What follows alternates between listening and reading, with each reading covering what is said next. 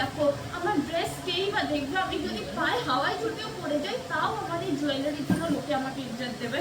So তোমরা নিলিশ জুয়েলারিতে please এসো, please এখান থেকে জুয়েলারি এত সুন্দর করে কেনো। আর এনারা এত ভালো, এখানকার স্টাফ সবাই এত যত্ন করে তোমাকে সাজিয়ে দেবে যে পার্লার তোমাকে নিয়ে যেতে হবে গয়না, তারপর ওদের নখরা দেখে তোমাকে পরিয়ে দেবে।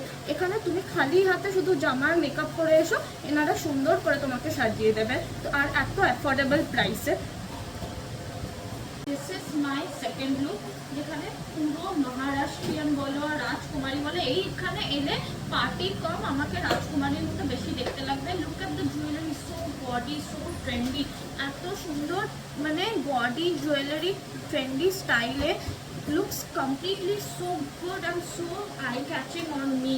এখানে আমার ইয়ারে এই যে নাতনিগুলো আছে না, দেখো নাতনিগুলো বুগাটি হিসেবে কত সুন্দর আমার কানে পরে লাগছে, কেউ বলতে পারবে না দিস লুকস ট্রেডিশনাল।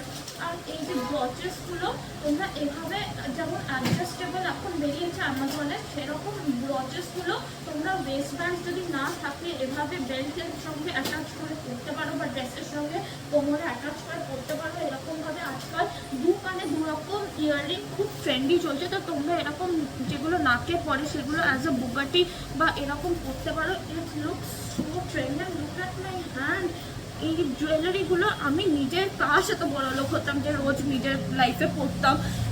আমি এরকমভাবে যদি কোনো পার্টিতে যাই না, আমি এখন যতটা বেশি অ্যাটেনশন পাই তার চেয়ে 3 গুণ বেশি অ্যাটেনশন পাবো